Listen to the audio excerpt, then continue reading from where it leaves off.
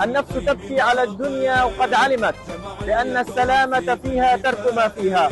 لا دار للمرء بعد الموت يسكنها إلا التي كان قبل الموت يبنيها، فإن بناها بخير طاب مسكنها، وإن بناها بشر خاب بانيها. فها هو اليوم سقيا المياه، أفضل الصدقات عند الله عز وجل. جاء هذا الكرم وهذا العطاء بفضل تبرعات أهلنا ومحبينا من أهل الجزائر الكرام، من ثلة من أساتذة وموظفي ثانوية سعال بيوزريد أورسية عن مكتب عموشة ولاية الصيف.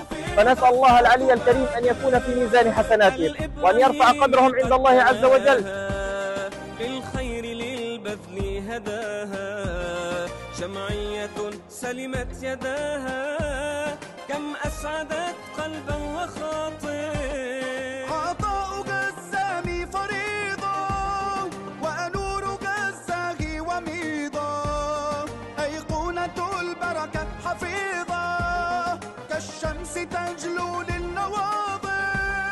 القلب للأقصى والنصر لغزة، بركات بركات ستظل في دائرة مكرمة، شكرا يا أهل الإحسان.